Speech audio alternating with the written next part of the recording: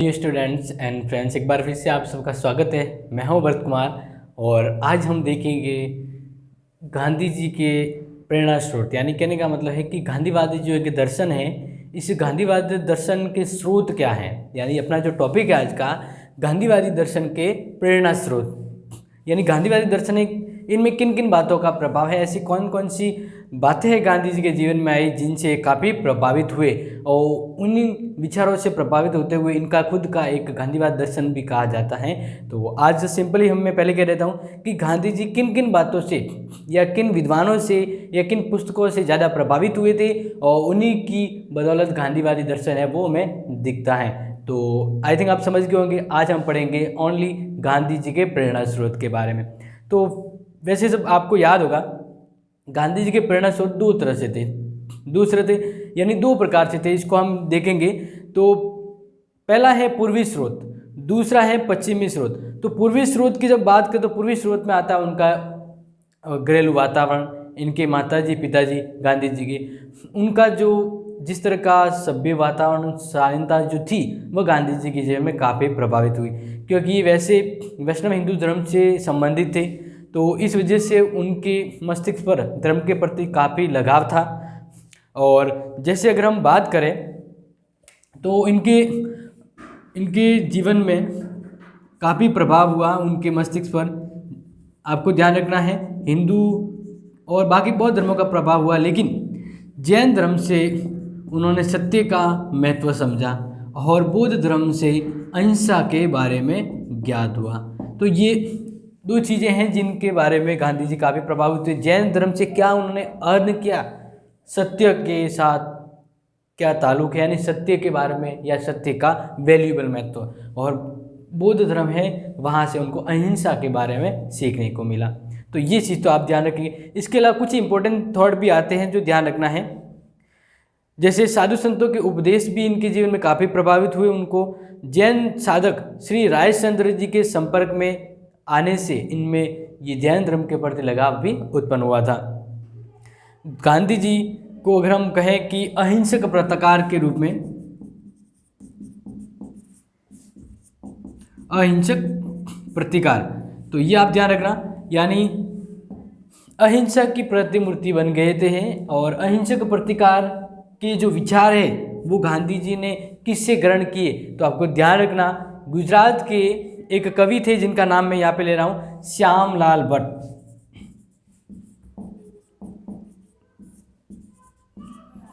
श्यामलाल भट्ट, ठीक है ना। इन्होंने जो कविता लिखी थी, इनकी कविता थी, गुजराती कवि थे, इनकी कविता थी। उन कविता के माध्यम से उन्होंने अहिंसक प्रतिकार का जो विचार है वो ग्रहण किया था। अब इसके कुछ शब्द हैं, यानी उस कविता का कुछ सारांश है जो आपके सामने मैं दोहरा रहा हूँ। वो इस प्रकार है, यदि कोई तुम्हें पानी पिलावे और तुमने भी बदले में उसे पानी पिलाया तो इसका कोई महत्व नहीं रहता है। यानी आपने 100 रुपये दे के मदद की, उसने वापस 100 रुपये लौटा दिए, तो ये जो जिस तरह का कम्युनिकेशन हुआ है वहाँ पर हम ये कहते हैं कि इसका कोई वैल्यूएबल महत्व नहीं है।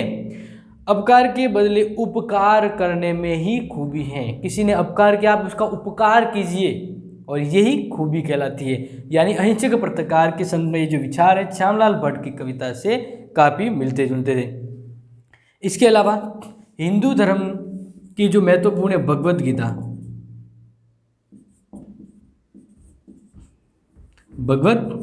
गीता, ये हिंदू धर्म का बहुत ही पवित्र ग्रंथ है। और इस ग्रंथ से गांधी जी के जीवन में काफ़ी नयापन देखने को मिला या प्रभावित हुए।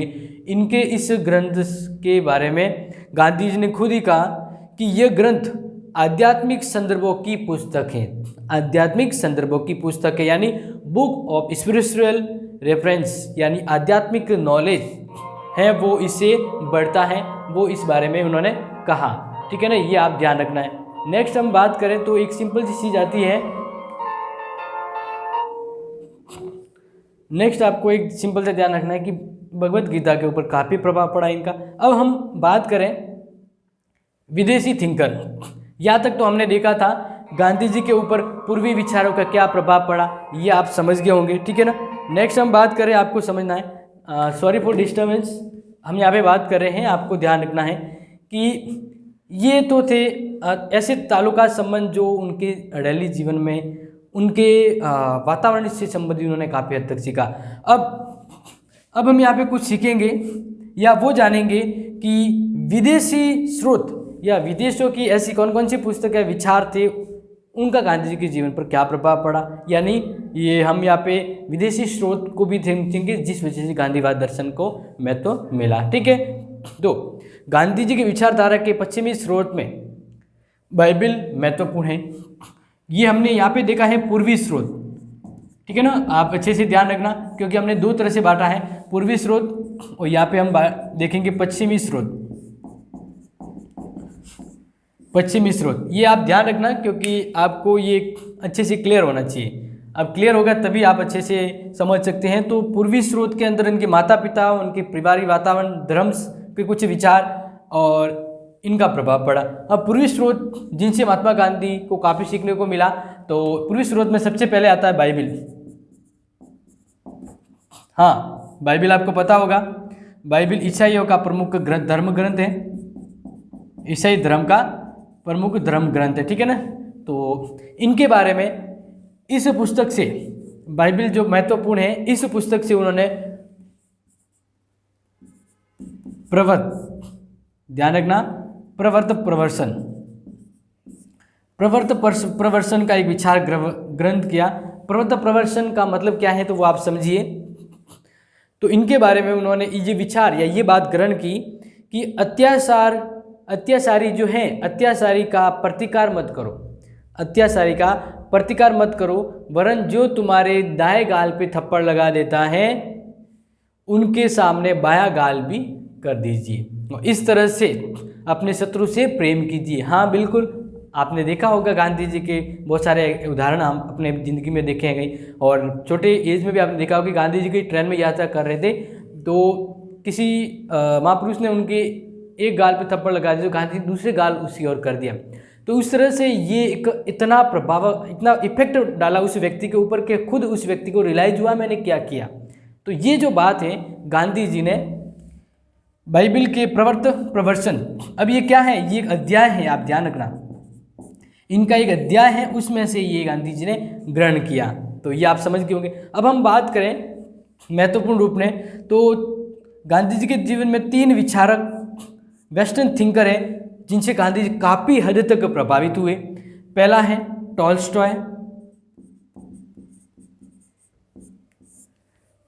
टॉल्स्टॉय, दूसरा है रस्किन, जॉन रस्किन, पूरा नाम भी हम लिखेंगे यहाँ पे, और तीसरा है डेविड थोरो। यहाँ पे इसका पूरा नाम यहाँ पे दिया हुआ है Henry David Thoreau, Henry David Thoreau. तो ये 3 ऐसे विद्वान थे जिनसे गांधी जी का जीवन काफ़ी वैल्यूएबल बन गया। यानी अपने जीवन में होता है ना, कुछ विद्वानों की या कुछ ऐसे पुस्तकों का अपने जीवन में इतना प्रभाव पड़ता है कि हम उनसे काफ़ी कहते हैं इंस्पायरेशन होते हैं। तो जो इंस्पिरेशन जो मिलती है वह गांधी जी को यहाँ पे 3 विद्वानों से मिली, वो आपको समझना है। सबसे पहले हम बात करें तो आपको ध्यान रखना ये 3 जो विद्वान हैं वो काफ़ी हद तक थे। तो अब हम सबसे पहले बात कर रहे हैं कि गांधी जी एक मिनट आप ये ध्यान रखिए कि मैं इस वाला मिटा देता हूँ ताकि ये आराम से आपको समझ में आ सके, क्योंकि स्पेस कम होगा तो फिर आप लिखने का मज़ा नहीं आएगा। तो हम यहाँ पे बात कर रहे हैं कि गांधी जी 1896 में कहाँ जा रहे थे, नेपाल जा रहे थे। कहाँ जा रहे थे, नेपाल जा रहे थे। तो उस दौरान वो जब ट्रेन में यात्रा करने वाले थे तो उसके मित्र का नाम है पोलक, उनके मित्र का नाम है पोलक, ये गांधी जी का मित्र था। पोलक ने गांधी जी को एक पुस्तक दी और वो पुस्तक थी, आप ध्यान रखना, अनटू दिस लास्ट। और ये पुस्तक किसकी है, आप ध्यान रखना, जॉन रस्किन की। मैं यहाँ पे वापस लिख देता हूँ, जॉन रस्किन।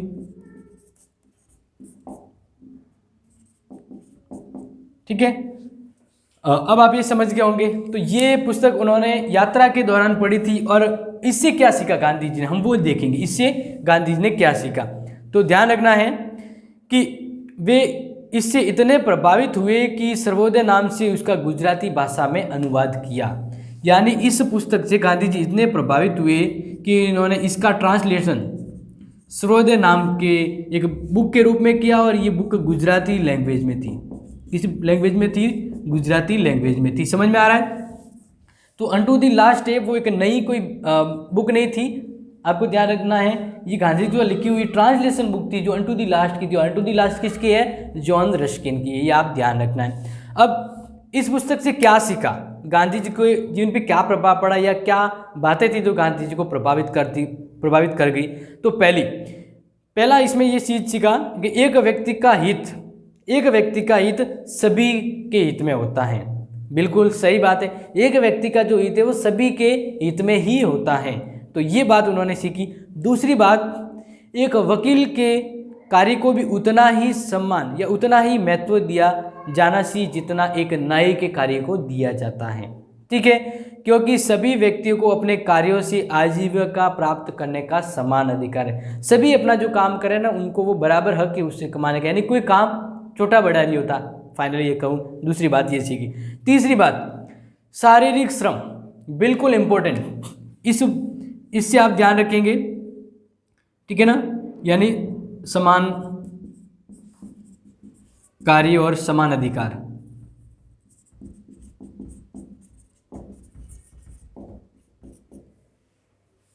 बोले कार्य अलग हो, चलो कार्य कैसा भी हो लेकिन समान अधिकार होना चाहिए।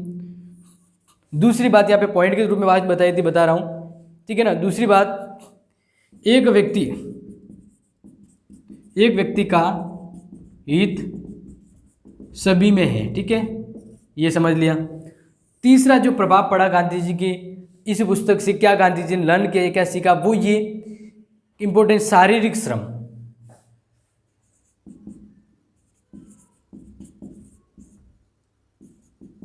अब मात्रा को ध्यान रखना, बाकी ये वर्ड जो समझ लेना। शारीरिक श्रम, आप प्रश्न एग्जाम में आ सकता है कि गांधी जी ने शारीरिक श्रम की वैल्यू या शारीरिक श्रम संबंधी विचार को ज़्यादा महत्व दिया, ये कहाँ से प्रभावित हुआ गांधी जी के जीवन में। तो अनटू द लास्ट से उन्होंने शारीरिक श्रम के महत्व को समझा, और इसमें कहा कि शारीरिक श्रम करने वाले किसान या कारीगर का जीवन ही वास्तविक जीवन है। यानी कहा कि जो व्यक्ति शारीरिक श्रम कर रहा है, शारीरिक श्रम भी वास्तव में श्रम है या कार्य होता है, ठीक है ना, ये आप ध्यान रखें। इस तरह से गांधी जी ने रस्किन से प्रभावित होकर बुद्धि की अपेक्षा चरित्र को भी महत्व दिया। एक और बात यहाँ पे ध्यान रखेंगे, इस पुस्तक से प्रभावित होकर गांधी जी ने बुद्धि से ज़्यादा करेक्टर को महत्व दिया, इंटेलिजेंस से ज़्यादा करेक्टर को महत्व दिया, चरित्र को महत्व दिया, और आत्मिक बल को सर्वोच्च स्थान दिया। जीवन में राजनीति या आर्थिक क्षेत्र में धर्म को महत्व दी गई, और पूंजीपतियों से यह अपेक्षा या आशा रखी गई कि वे मजदूरों के संरक्षक बनेंगे और उनके साथ पितृतुल्य व्यवहार करेंगे। तो आई थिंक आपको समझ में आ गया होगा ये unto the last John Ruskin, इसके बारे में जो गांधी जी जिस स्तर को प्रभावित हुई है, क्या क्या चीज़ें ग्रहण की, ये आप समझ गए हो। और ध्यान रखना बहुत ही इंपॉर्टेंट है, आप नोट भी करते जाइएगा। अब हम बात करते हैं नेक्स्ट बात हम करते हैं यहाँ पे डेविड थोरो की। किसकी बात करेंगे? डेविड थोरो की, और वो चीज़ आप यहाँ पे ध्यान रखेंगे। अब ये हो गया है, तो नेक्स्ट डेविड थोरो को देखते हैं। यहाँ पे डेविड थोरो के बारे में आपको पता होगा, ठीक है ना, अगर नहीं है तो आप ध्यान रखेंगे। डेविड थोरो है, वो एक अमेरिकी है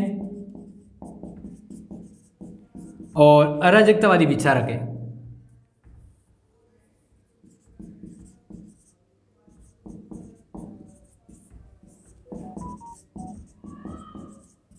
ठीक है, तो कहीं ना कहीं गांधी जी को भी एक राज्य के संदर्भ में जब विचार आता है तो गांधी जी को अराजकवादी विचारक के तौर पे कहा जाता है। तो ये विचार गांधी जी ने किनसे ग्रहण किए?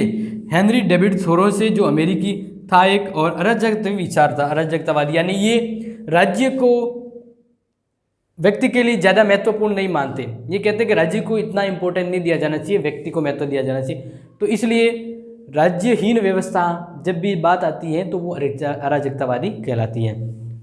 अब इनके बारे में थोरो का सिद्धांत था कि भलाई, अब ये बहुत ही इंपॉर्टेंट है, यहाँ से आप समझना, यानी इनसे क्या सीखा है तो वो आप यहाँ पे ध्यान रखेंगे। मैं कुछ पॉइंट यहाँ पे मेंशन करूँगा तो वो पॉइंट आप यहाँ पे समझना है।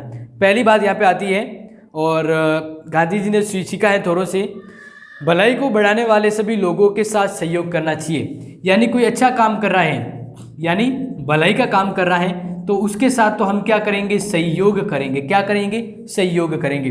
और अगर कोई व्यक्ति बुराई के रास्ते पर चल रहा है या बुरा काम कर रहा है, तो उसके साथ हम असहयोग करेंगे। क्या करेंगे, असहयोग करेंगे। ठीक है, यानी आपको पता होगा, हाँ बिल्कुल समझ गए होंगे, असहयोग आंदोलन, क्योंकि सरकार है जो अंग्रेजों की सरकार थी वो गलत कर रही थी, तो गांधी जी ने असहयोग का सहारा लिया, यानी हम इस गलत कार्य में सहयोग नहीं करेंगे। तो ये कहीं ना कहीं ये प्रभावित हुए थे उस आंदोलन के, तो ये अमेरिकी विचारक से हुए थे। समझ आ गया, ये बात ग्रहण की। दूसरी, थोरो मनुष्य की स्वाभाविक भलाई और राज्यहीन समाज के आदर्श में विश्वास करता है। इसके अलावा राज्यहीन, यहाँ पे ध्यान रखना ये वर्ड, राज्यहीन व्यवस्था में विश्वास। और यहाँ पे वापिस दूसरा पॉइंट आता है, मनुष्यों की भलाई, मनुष्यों की भलाई, यानी मनुष्यों की भलाई उसमें ही है जहाँ राज्यहीन व्यवस्था हो, यानी राज्यहीन व्यवस्था को महत्व दिया गया है, और राज्यहीन व्यवस्था में विश्वास भी करता है डेविड थोरो। ठीक है ना, तो इसका कुछ एक हद तक विचार हुआ था यहाँ पे। अब बात करें आगे, तो गांधी जी दास प्रथा, यानी दास जो किसी गुलाम होकर रहते हैं, उस बारे में गांधी जी ने क्या कहा, तो दास प्रथा पर उन्होंने अमेरिकी सरकार के साथ निष्क्रिय प्रतिकार के मत का समर्थन किया, यानी दास प्रथा को उन्होंने समर्थन नहीं किया, जबकि अमेरिकी ये मानते थे। तो यहाँ पे ये थोड़ा अलग आता है। उनका विचार था कि दास प्रथा जैसे नैतिक प्रश्न पर राज्य की आज्ञा भंग कर इस विषय से संबंधित कानून तोड़ा जाना चाहिए, ये आप ध्यान रखेंगे।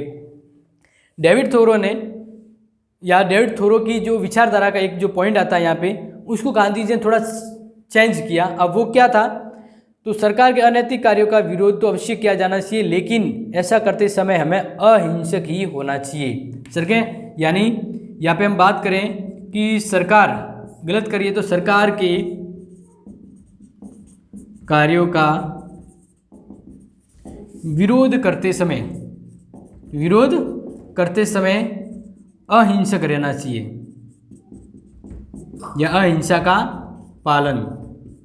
ये बात गांधी जी ने डेविड थोरो से हटके की, क्योंकि यहाँ पे गांधी जी ने जो सीखा है कि राज्यों के लिए राज्यों का महत्व नहीं होगा, क्योंकि राज्य से व्यक्ति का ये शोषण हो जाए। लेकिन यहाँ पे इस बात में गांधी जी ने थोड़ा चेंज किया कि हम अगर सरकार के कार्यों की आलोचना करते हैं या सरकार के कार्यों का विरोध करते हैं, सरकार के कार्यों का विरोध करते हैं, तो विरोध करते समय हमारे जो साधन, हमारा जो काम है वो कैसा होना चाहिए, अहिंसक होना चाहिए। कैसा होना चाहिए, अहिंसक, हिंसा नहीं होनी चाहिए। क्योंकि गांधी जी ने जब आंदोलन चलाया था, आपको पता हो, ठीक है ना, 1922 में 5 फरवरी 1922 को जब उत्तर प्रदेश गोरखपुर में सुरसुर स्थान पर जो हत्याकांड हुआ था, ठीक है ना, यानी पुलिस और थाने को जला दिया था, तो इस अहिंसक कार्य से, मतलब हिंसा वाला ये कार्य था, इस हिंसा वाले कार्य से गांधी तुरंत प्रभाव से आंदोलन रोक दिया था। तो इस तरह से गांधी जी हिंसा को बर्दाश्त नहीं करते। उन्होंने कहा हमें कार्य करना है, उस कार्य में हमें अहिंसा का पालन करना जरूरी है। तो ये बातें गांधी जी के जीवन में काफ़ी इफेक्टिव हुई, इनके जीवन को बदल दिया, यानी गांधी के प्रेरणा स्रोतों में ये बात भी आती है डेविड थोरो की। अब बात करते हैं हम टॉल्स्टॉय की, कि टॉल्स्टॉय की कौन सी बातों का गांधी जी के विचारों पर या गांधी जी के मन मस्तिष्क पर प्रभाव पड़ा, तो वो हम देखते हैं नेक्स्ट।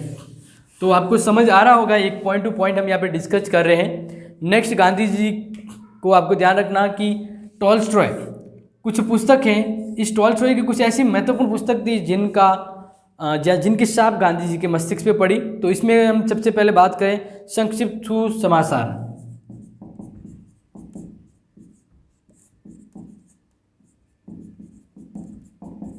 ये एक महत्वपूर्ण पुस्तक है इस विद्वान की। किस विद्वान की हम बात करें यहाँ पे, तो आपको ध्यान रखना है हम बात कर रहे हैं टॉल्स्टॉय की, क्योंकि गांधी जी इनसे प्रभावित थे। नेक्स्ट है क्या करें, क्या करें, स्वर्ग तुम्हारे भीतर है। तो ये 3 पुस्तक जिन्होंने गांधी, मतलब इन पुस्तकों को गांधी जी ने पढ़ा, ये अपने बात करेंगे टॉल्स्टॉय की है, और इन विद्वान की ये पुस्तक है, इनसे गांधी जी ने काफ़ी हद से कुछ सीखा और इंस्पायर्ड भी हुए, और स्पेशली इनकी ये पुस्तक स्वर्ग तुम्हारे भीतर है, हेवन इज इनसाइड यू, यानी इसका यहाँ पे ट्रांसलेट नाम भी दिया गया है the kingdom of God is with in you, यानी ईश्वर का राज्य है वो आपके अंदर ही है। तो अभी ध्यान रखना है, इस पुस्तक के अध्ययन से पूर्व गांधी जी के मन में अहिंसा, यानी ये जो पुस्तक है, इस पुस्तक से पूर्व गांधी जी ने अहिंसा के बारे में तो सीखा था। कहाँ से सीखा था पता होगा, मैंने बताया था बौद्ध धर्म से, लेकिन कुछ कन्फ्यूजन था अहिंसा को लेकर, यानी पूरी तरह से क्लियर नहीं थी अहिंसा का मतलब या अहिंसा को कैसे इस्तेमाल करें, कुछ ना कुछ मतलब कह सकते हैं कि दुविधा में या कन्फ्यूजन में थे इस विचार के बारे में। लेकिन जब टॉल्स्टॉय की ये पुस्तक पढ़ी स्वर्ग तुम्हारे भीतर, तब अहिंसा के अंतर्गत गांधी जी को जो कन्फ्यूजन था या गतिरोध था या कोई जो समझ या कुछ ऐसे विचार थे जो समझ नहीं पाए थे, वो पूरी तरह से क्लियर हो, यानी गांधी जी अहिंसा के बारे में पूरी तरह से स्पष्ट हो गए जब टॉल्स्टॉय की स्वर्ग तुम्हारे भीतर पुस्तक पढ़ी। तो इस तरह से ये पुस्तक काफ़ी इफेक्टिव रही गांधी जी के लिए। गांधी जी की बहुत ही महत्वपूर्ण कृतियाँ जिसको हम रचना भी कह सकते हैं, ठीक है ना। तो उन्होंने महत्वपूर्ण रूप से 2 पुस्तकें लिखी हैं जिनको मैंने यहाँ पे हाईलाइट भी कर रहा हूँ। तो ये कहने का मतलब पूरी तरह से ओरिजिनली इनकी थिंक या विचार है। हिंद स्वराज्य 1909 में लिखी गई थी, ये ध्यान रखना।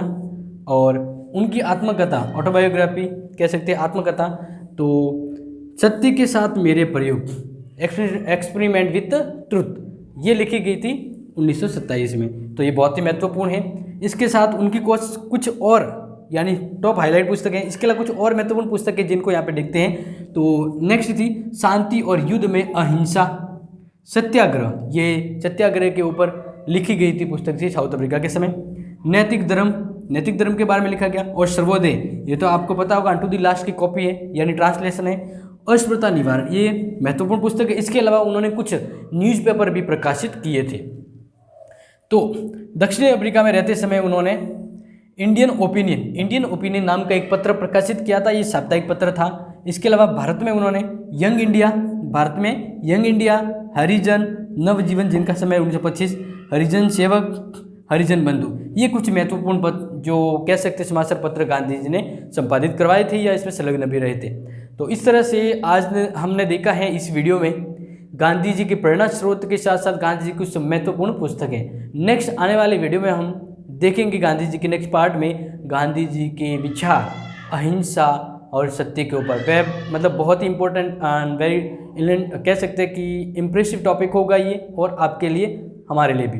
तो तब तक के लिए कुछ डिसीजन या सुझाव देना चाहते हैं तो कमेंट बॉक्स है आपके पास, ज़रूर कमेंट करें और मिलेंगे नेक्स्ट वीडियो में। तब तक के लिए thank you, have a nice day.